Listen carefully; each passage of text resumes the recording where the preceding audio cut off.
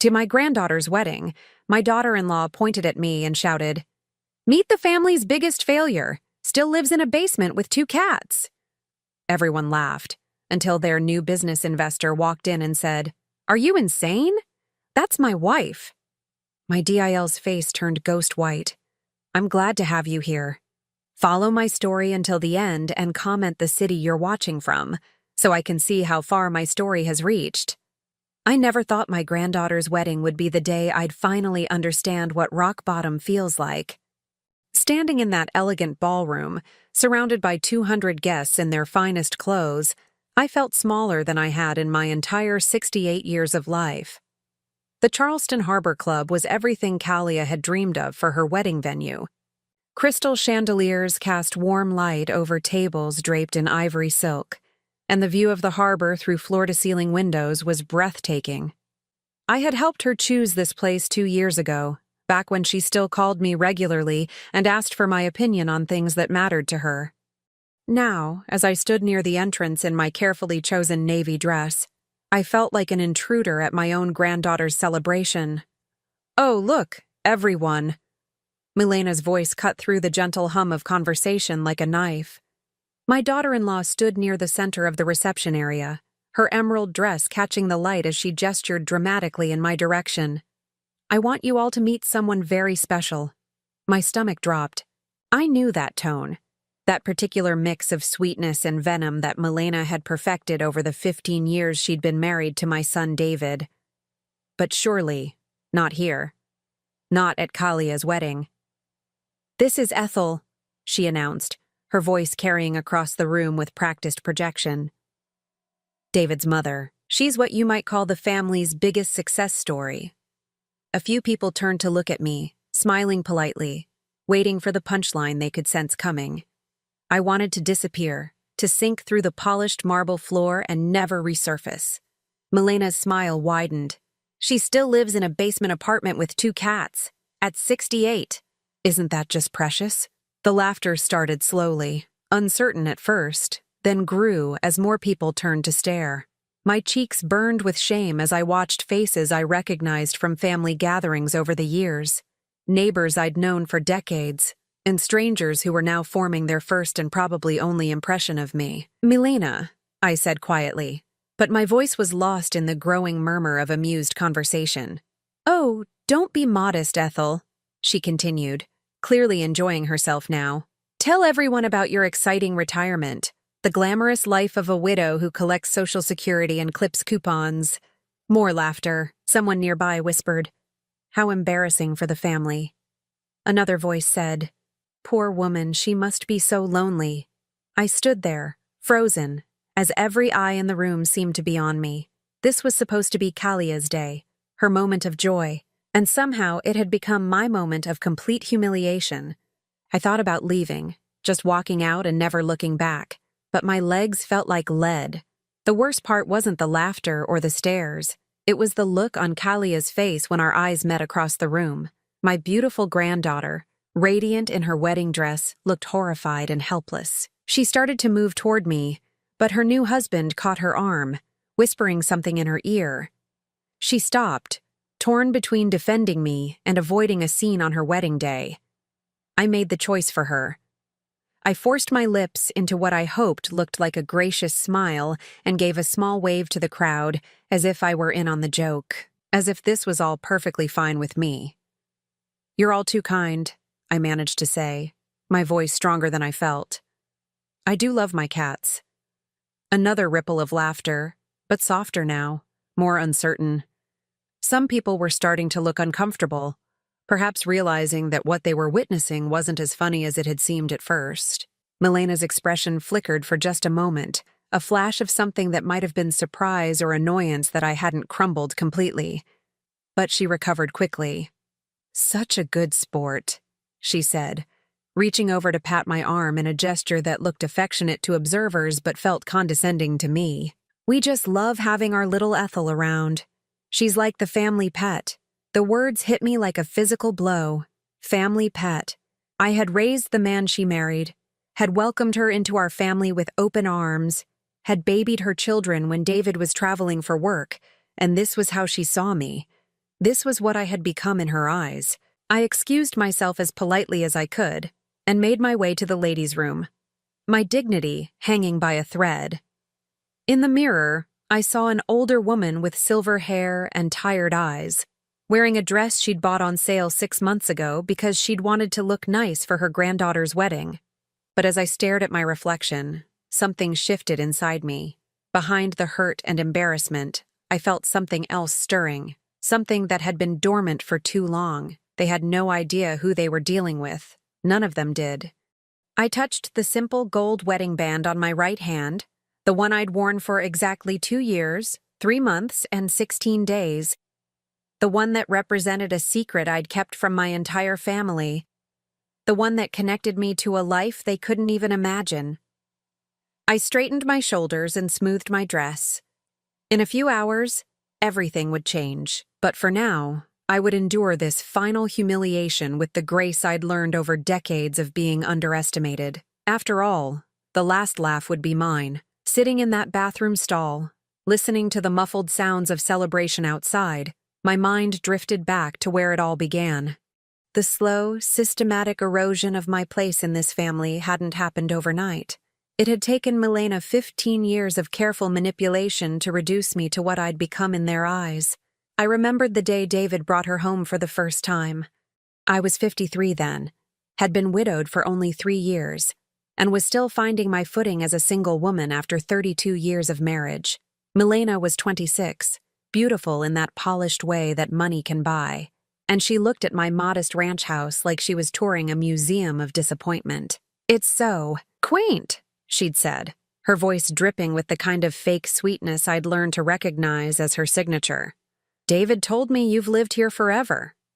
Forever, as if longevity in one place was something to be ashamed of, as if the home where I'd raised my son and built a life with my husband was somehow inadequate, because it didn't have marble countertops and a 3-car garage, but I'd tried so hard to make her feel welcome. I'd rearranged my entire life around her schedule, hosted every holiday because she claimed her family was too busy, and bit my tongue when she made little comments about my cooking, my decorating, my clothes. The real turning point came when Kalia was born. I had been so excited to be a grandmother, had imagined lazy afternoons teaching her to bake cookies and reading her bedtime stories. Instead, Milena treated me like an unpaid babysitter who needed constant supervision. "Don't feed her that, Ethel. It's not organic. She doesn't need to be held every time she cries. You'll spoil her. Actually, I think I'll take her home now. She's getting fussy." Gradually, my visits became shorter and less frequent. When little Marcus came along 3 years later, the restrictions became even tighter. I watched my grandchildren grow up from a distance, seeing them mainly at obligatory family gatherings where Milena controlled every interaction. The basement apartment had been my choice, technically. After Robert died, the house felt too big, too full of memories. When the young couple next door asked if I'd be interested in renting their finished basement while they saved for a house, it seemed perfect. It was clean, comfortable, and affordable on my widow's pension. I could maintain my independence without being a burden on anyone. But in Milena's narrative, it became proof of my failure. "Poor Ethel," she'd say to anyone who would listen. "She just can't seem to get her life together. We've offered to help, of course, but she's so stubborn." The offers of help were always strings attached to surrender. Move into their guest room and live by their rules. Let them manage my finances because I obviously couldn't handle money. Give up my cats because they weren't practical for an elderly woman.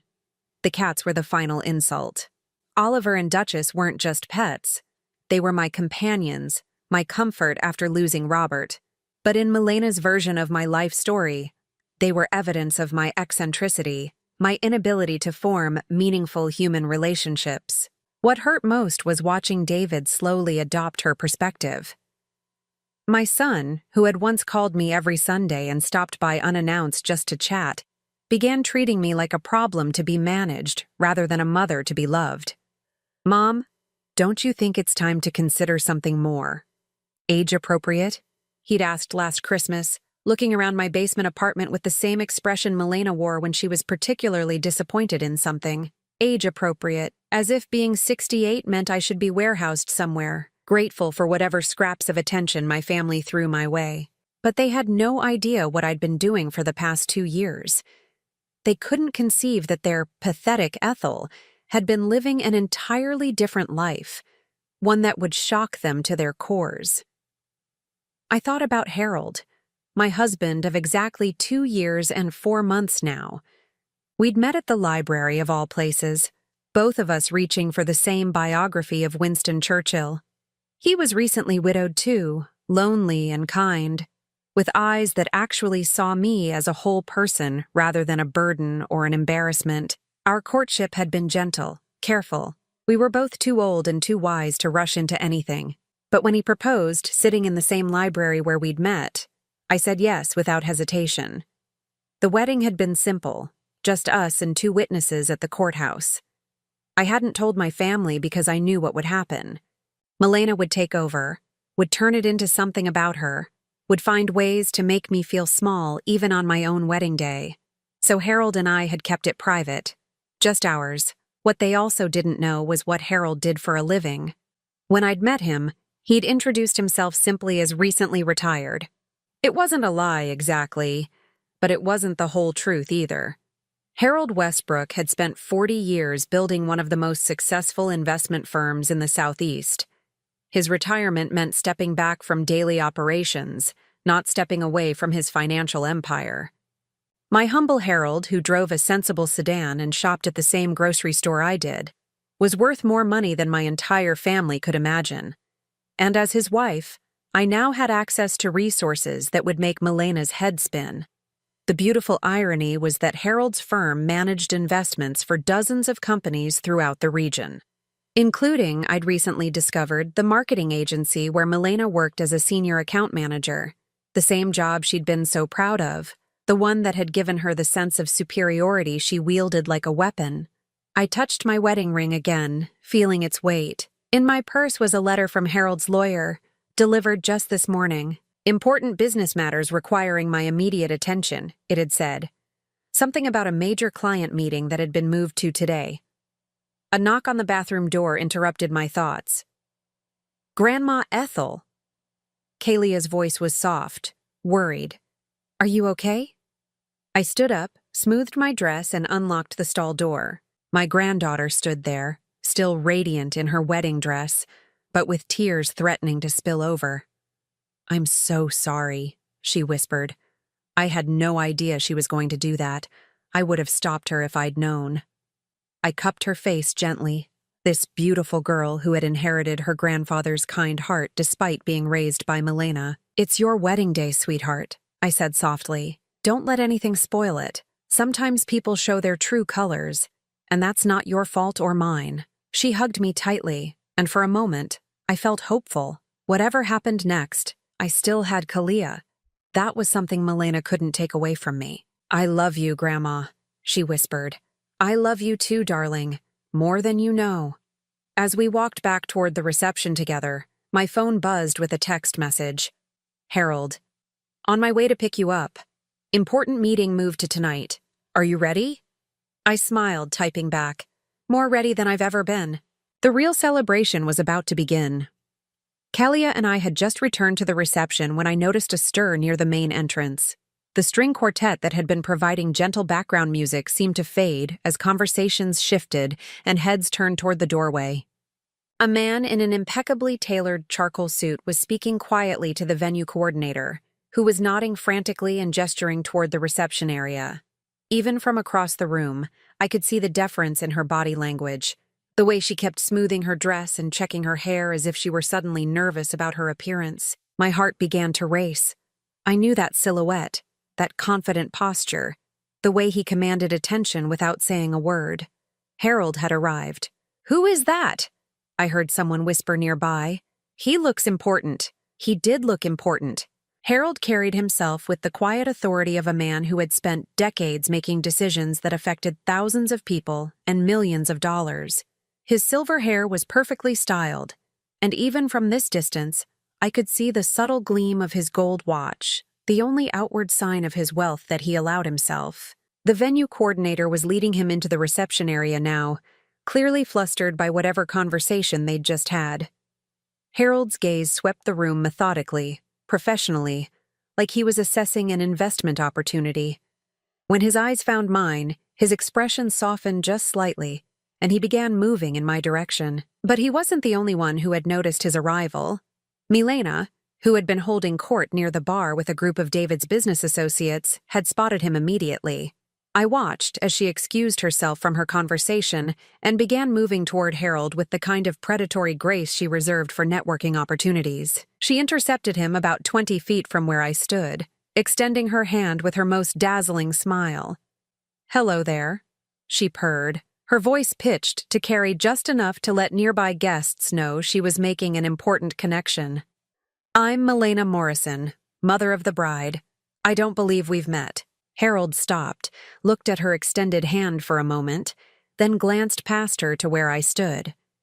His expression remained perfectly neutral, but I caught the slight tightening around his eyes that meant he was displeased.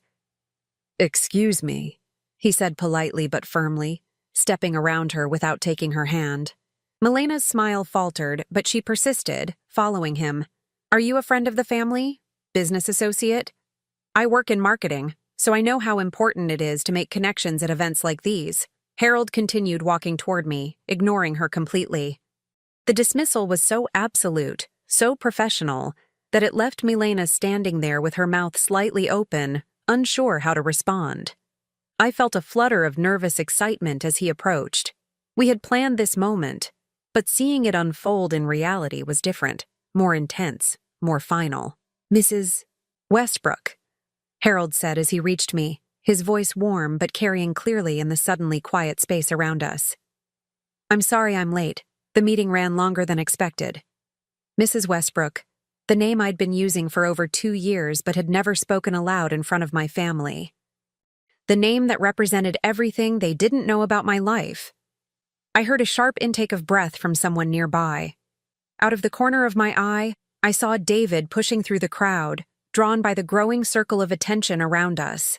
"It's perfectly fine, darling," I replied, accepting the gentle kiss Harold placed on my cheek. "I knew you'd make it when you could." The word "darling" seemed to ripple through the nearby guests like a stone thrown into still water. I could practically feel the confusion and shock radiating from the people who had been laughing at me just an hour earlier. "Harold," David's voice cut through the murmur of conversation. My son appeared at my elbow, his face a mask of bewilderment. "I didn't know you were coming. Mom didn't mention." He trailed off, clearly struggling to process what he was seeing. His mother, the family embarrassment, being treated with obvious affection and respect by a man who radiated wealth and power. "David," Harold acknowledged with a polite nod. "Congratulations on your daughter's wedding. Beautiful ceremony." But there was something in Harold's tone, a coolness that hadn't been there when he'd spoken to me. David caught it too, his confusion deepening. Milena had recovered from her initial shock and was now bearing down on us with determination, her smile brittle but in place. "Well, this is wonderful," she said, her voice slightly too loud, too bright. "Ethel, you didn't tell us you were seeing someone. How exciting for you." Seeing someone. As if Harold were some casual boyfriend I'd picked up at a senior center dance. Harold's eyebrow rose slightly. "Seeing someone?" He looked at me with what appeared to be genuine surprise. "Ethel? You haven't told them?" The moment stretched out, pregnant with possibility. I could feel the weight of dozens of gazes, the anticipation of revelation.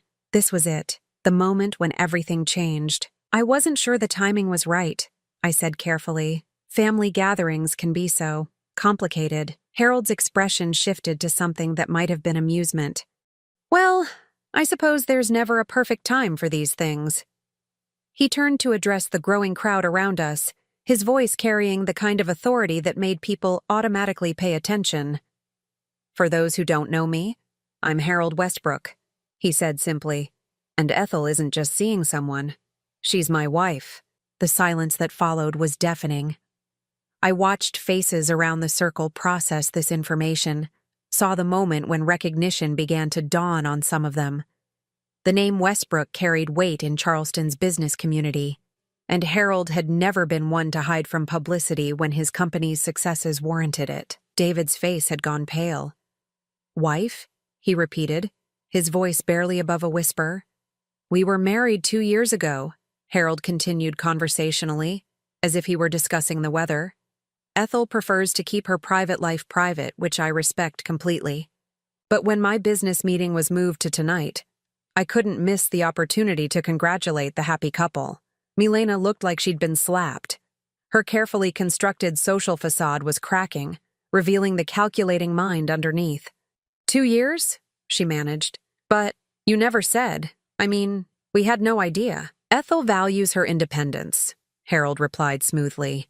She's maintained her own residence, her own life. It's one of the many things I admire about her. I felt a warm glow at his words, but also a fierce satisfaction at the growing shock on Milena's face. She was beginning to understand that everything she thought she knew about me was wrong.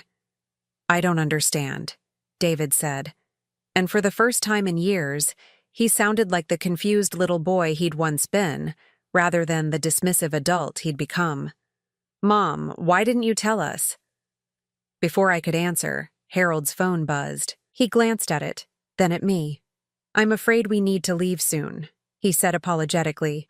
The investors are gathering earlier than planned, and your input on the Morrison account will be crucial. Morrison account.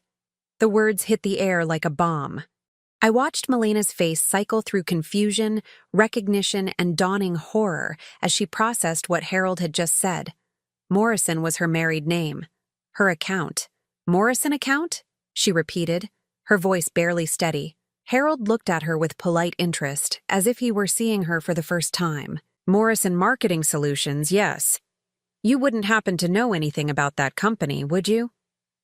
The color drained completely from Milena's face as the implications began to sink in. She was staring at Harold like he was a ghost, then at me, like I was a stranger. Around us, the crowd was buzzing with whispered conversations, people putting pieces together, realizing they had just witnessed something extraordinary, but I could see that Harold wasn't finished yet. Actually, he said thoughtfully, didn't someone mention earlier that there was a Morrison in the wedding party? What a delightful coincidence. His smile was perfectly pleasant, perfectly professional, and absolutely terrifying. The next few minutes unfolded like a masterpiece of slow-motion destruction. I watched Milena's face as Harold's words sank in, saw the exact moment when she realized that her world was about to crumble. Morrison Marketing Solutions, Harold repeated thoughtfully, as if he were trying to place the name. Senior Account Manager, Milena Morrison. That wouldn't be you, would it? Milena's mouth opened and closed like a fish out of water. Around us, the wedding guests had formed an impromptu audience, sensing drama, but not yet understanding its scope. Yes, she managed. That's my company. I work there. Harold nodded slowly, pulling out his phone and scrolling through what appeared to be emails. Interesting. I've been reviewing some personnel files this week. Your name came up in several discussions. I had to give Milena credit. She tried to rally. Straightening her shoulders, she forced her smile back into place, though it looked more like a grimace now. Well, what a small world, she said, her voice pitched too high.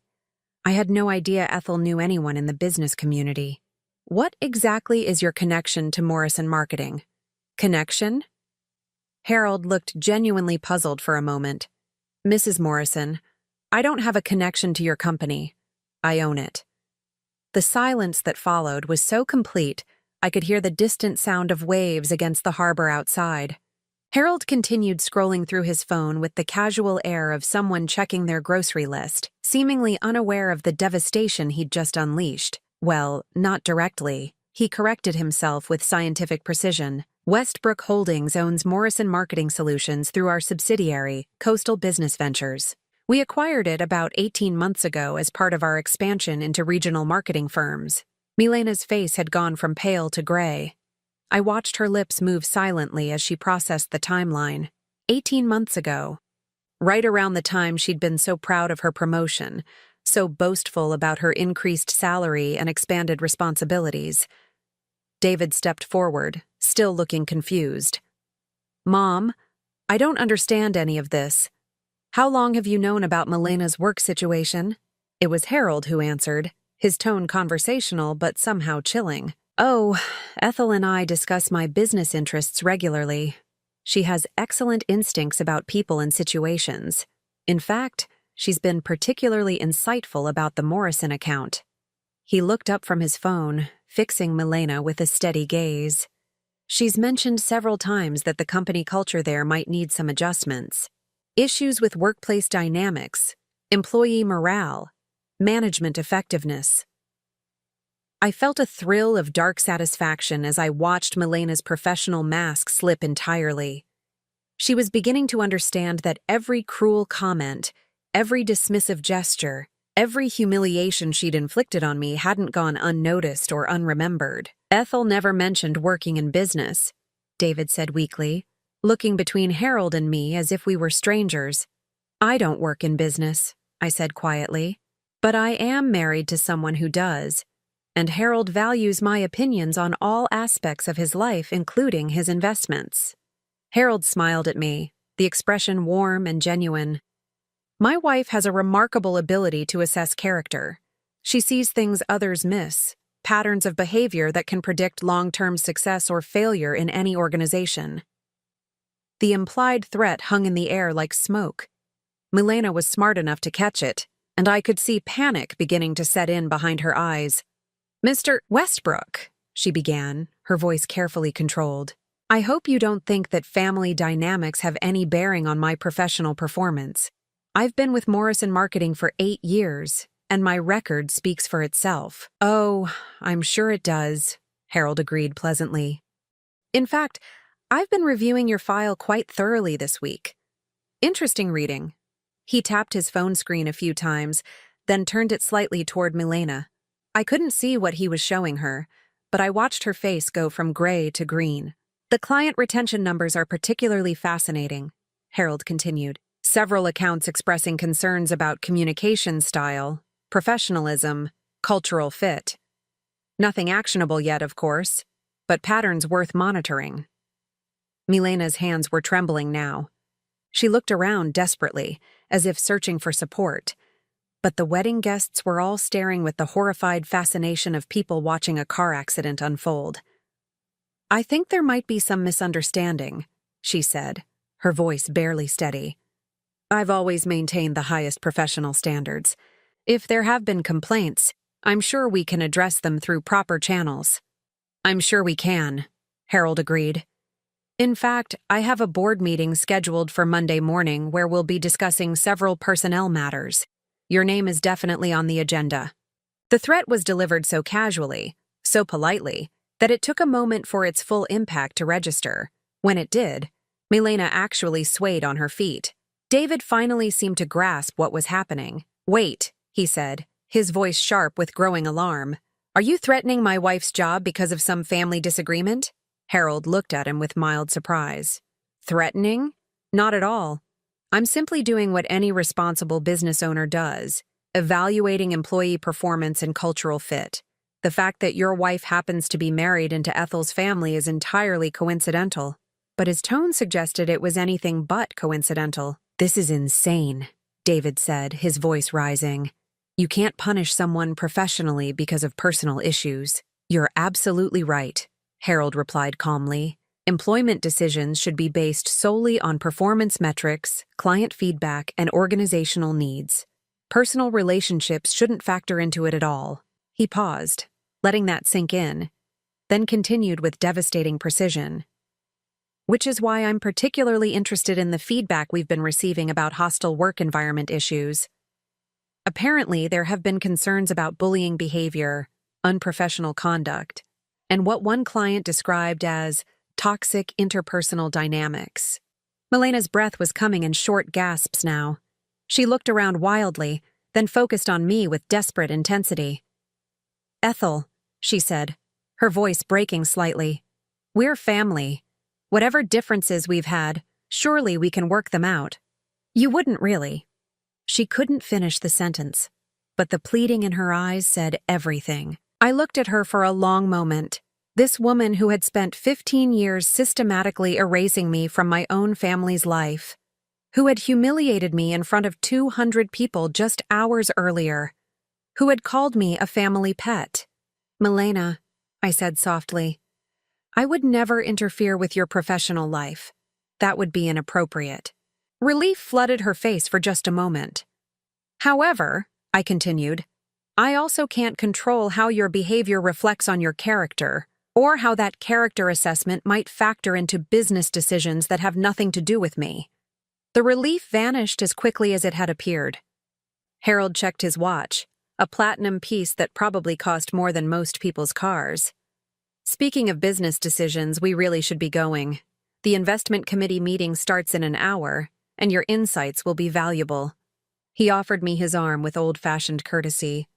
"Mrs. Westbrook," as we prepared to leave, Kalia appeared at my side, her face flushed with confusion, and something that might have been admiration.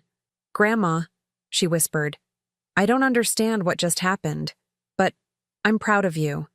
I kissed her cheek gently. "Enjoy your wedding night, sweetheart. We'll talk soon." As Harold and I walked toward the exit, I could hear the explosion of whispered conversations behind us, the shocked exclamations, the rapid-fire questions that no one could answer. But the only voice I focused on was Milena's, broken and desperate, calling after us. "Ethel, please, we need to talk, please." I didn't turn around. The ride to Harold's office was quiet, the leather seats of his Mercedes enveloping us in comfortable silence as Charleston's evening lights flickered past the windows. I stared out at the familiar streets, processing what had just happened, what we had just set in motion. "No regrets?" Harold asked softly, his hand finding mine across the center console. I considered his question carefully. Regrets about revealing our marriage? About letting Milena discover that her victim had more power than she'd ever imagined? About the shock on David's face when he realized his mother wasn't the pathetic figure he'd allowed her to become in his mind? "None," I said finally, and meant it. Harold squeezed my hand. "Good, because what happens next isn't going to be pleasant for any of them." The investment meeting was held in the top-floor conference room of Westbrook Holdings, with floor-to-ceiling windows offering a panoramic view of Charleston Harbor. As Harold had explained during our drive, this wasn't just any meeting. 3 major clients were considering pulling their accounts from Morrison Marketing Solutions, citing concerns about service quality and professional conduct. The Patterson account alone represents $2.3 million annually, Harold explained as we entered his office. They've specifically requested a change in account management, citing unprofessional behavior and what they called aggressive interpersonal dynamics. I sat in the chair across from his desk, watching him pull up files on his computer. Even after 2 years of marriage, I was still sometimes amazed by the scope of his business empire. Harold controlled investments and partnerships that affected thousands of jobs and millions of dollars. Yet he wore that power so lightly that most people never realized its extent. "The Coastal Development Group is threatening to terminate their contract entirely," he continued, scanning through emails. "They claim their account manager has been dismissive of their concerns and condescending in meetings." My phone buzzed constantly throughout our conversation, text after text from numbers I recognized and others I didn't. Word was spreading from the wedding and people wanted answers, explanations, gossip. "David, Mom, call me. Now. What the hell just happened?" "Milena, please, we need to talk. I think there's been a misunderstanding. Unknown number. This is Marcus. Mom is crying. Grandma, what did you do?" I turned the phone face down without responding to any of them. "They're panicking," I observed. Harold looked up from his screen. "They should be." The third client, Riverside Retail Consortium, has already submitted a formal complaint to Morrison's upper management. They're demanding either a complete account team change or they're taking their $3.8 million contract elsewhere. $7.1 million in potential lost revenue. The mathematics of consequence were stark and unforgiving. "What will happen to Morrison Marketing?" I asked. "That depends on how quickly they can address the client concerns," Harold replied. "If they lose all 3 accounts, they'll need to downsize significantly. Senior positions will be the first to go. The salaries are too high to justify when revenue drops that dramatically." My phone rang. David's name flashed on the screen. I let it go to voicemail, then listened to the message he left. "Mom, I don't know what game you're playing, but this has gone too far. Milena's job is on the line. Our mortgage depends on her salary. You can't destroy our family because your feelings got hurt at a wedding. Feelings got hurt. As if 15 years of systematic emotional abuse could be reduced to hurt feelings. As if publicly humiliating me in front of 200 people was just a minor social misstep. I deleted the message. Harold's assistant knocked and entered with a stack of documents. The Morrison files you requested, Mr. Westbrook, and the client feedback summaries are on top. After she left, Harold spread the papers across his desk. Would you like to see what your daughter-in-law's clients really think of her? I nodded, and he handed me the top folder. The feedback was devastating. Client after client describing Milena as condescending, unprofessional, difficult to work with. One particularly damning review described her as someone who clearly believes she's more important than the people paying for her services. This has been building for months, Harold explained. Her supervisor has been trying to coach her, but the pattern of complaints keeps escalating. Tonight's revelation about her personal character simply confirms what we've been seeing professionally. My phone buzzed again. This time it was a call from an unknown number. I answered, curious. Ethel. The voice was tentative, uncertain. This is Patricia Jenkins. We met at the wedding tonight. Patricia Jenkins, David's boss's wife. I remembered her from the reception, one of the women who had laughed when Milena humiliated me. Yes, Patricia, how can I help you? I wanted to apologize for laughing earlier. I had no idea. I mean, we didn't realize who you were. Your husband seems like a very important man. Important. Not kind, not worthy of respect, but important. Because that was what mattered to people like Patricia Jenkins. Power and status, not basic human decency. Thank you for calling, I said politely, but didn't offer forgiveness. I was wondering, she continued, clearly uncomfortable. My husband Tom works with David, and we've heard there might be some business complications. I hope this won't affect their working relationship. Ah, there it was. She wasn't calling to apologize out of genuine remorse. She was calling because she was worried about her own interests. I'm sure Tom's professional relationship with David will be based on Tom's own merits, I said carefully. I have no influence over David's career decisions. Of course. But if there's anything we can do to smooth things over. I ended the call without responding. Social climbers, Harold observed with distaste. They smell blood in the water and immediately start positioning themselves. Over the next hour, my phone didn't stop. Friends of Milena's, colleagues of David's, even people I barely knew from church and the neighborhood. Word was spreading through Charleston's social networks like wildfire, and everyone wanted to either apologize for past slights or ensure they weren't caught in the blast radius of whatever was coming. The investment meeting itself was conducted with clinical precision. Harold presented the client concerns to the board with dispassionate professionalism. No mention of personal relationships, no hint of family drama. Just cold, hard business facts.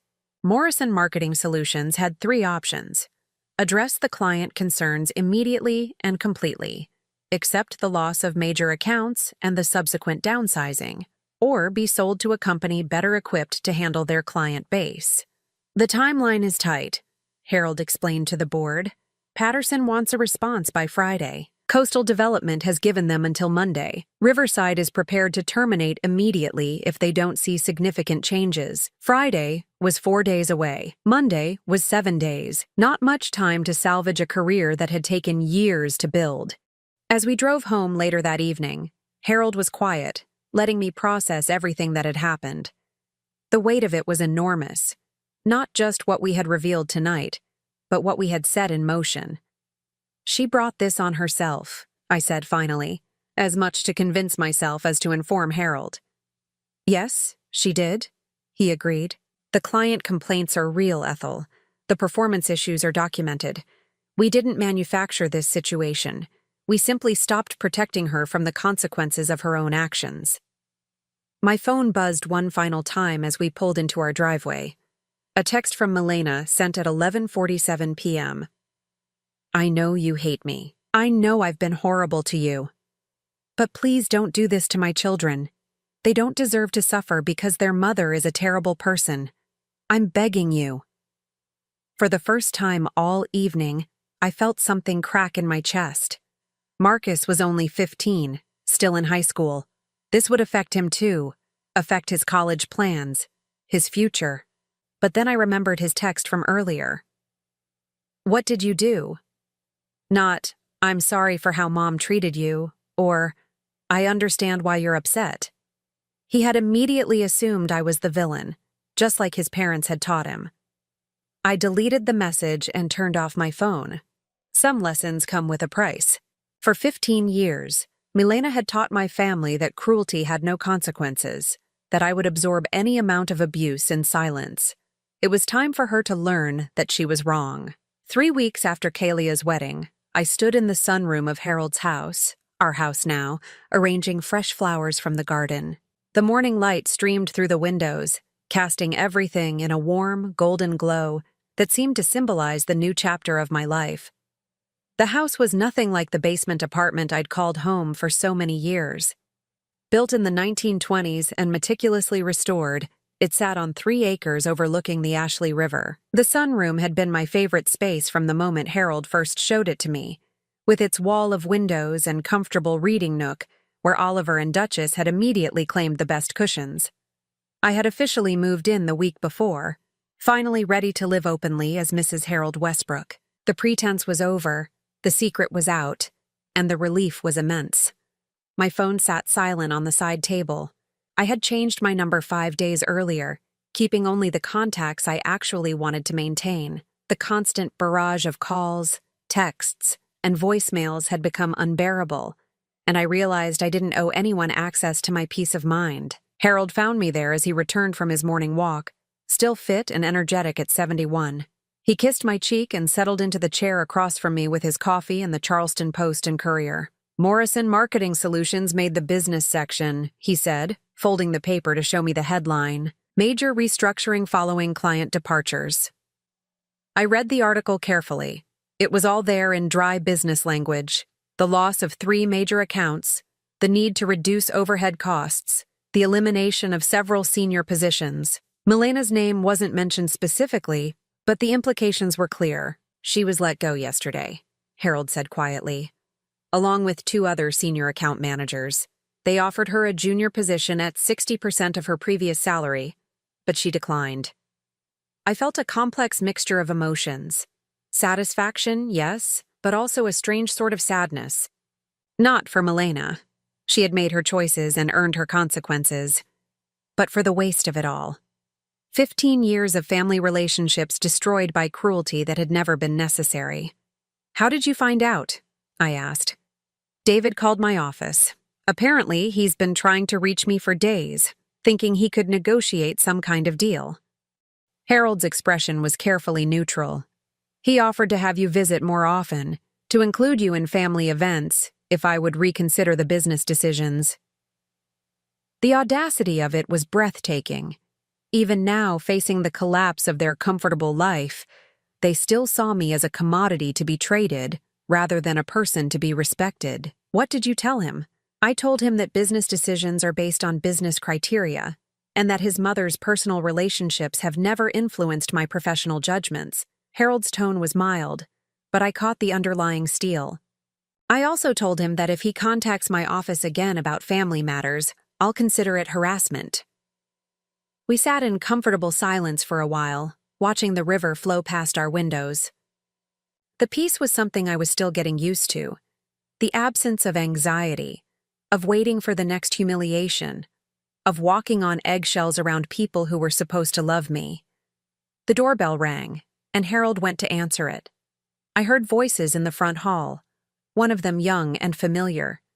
A few minutes later, Harold returned with Kalia behind him. My granddaughter looked terrible. Her eyes were puffy from crying, her hair was pulled back in a messy ponytail, and she was wearing the kind of clothes that suggested she had gotten dressed without caring how she looked. "Grandma," she said, her voice breaking on the word. I stood and opened my arms, and she collapsed into them like she had when she was small, and the world seemed too big and scary to navigate alone. "I'm so sorry," she sobbed against my shoulder. "I'm so sorry. I should have stopped her. I should have defended you. I should have known how bad it was."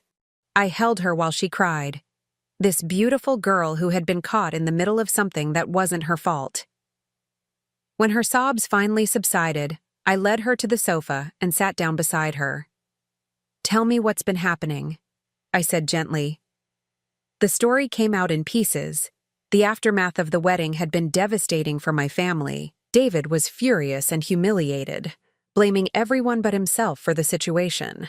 Milena had spent 3 days in bed crying, then emerged with a manic determination to fix everything through increasingly desperate phone calls and emails. She even went to Mr. Westbrook's office building, Kalia said, wiping her eyes with the tissue Harold had quietly provided. Security wouldn't let her up to his floor, but she waited in the lobby for 3 hours until they threatened to call the police. "And Marcus?" I asked. Kalia's face crumpled again. "He's so angry, Grandma. He blames you for everything. Dad has been telling him that you manipulated Mr. Westbrook into destroying Mom's career out of spite. The pain of that was sharp and immediate. Marcus had been such a sweet little boy, always excited to see me, always full of questions and stories. But 15 years of his parents' influence had shaped his view of me just as surely as it had shaped everyone else's." "I tried to explain," Kalia continued. "I told him about all the times Mom was cruel to you, all the ways she excluded you and made fun of you, but he says that's just normal family stuff, that you're being dramatic. Normal family stuff." My heart ached for the boy who had been taught that cruelty was normal, that humiliation was acceptable, that respect had to be earned but contempt could be freely given. "What about you?" I asked. "How are you handling all this?" Kalia was quiet for a long moment, staring out at the river. "I keep thinking about things," she said finally. "Like how Mom would always change the subject when I talked about calling you. Or how she would plan family dinners when she knew you had other commitments. Or how she would make jokes about your apartment and your cats, and we were all supposed to laugh along." She turned to look at me, her eyes clear and honest. "I thought it was just her personality, you know? I thought that's how families worked, that there was always someone who got picked on a little bit. I didn't realize how systematic it was, how cruel."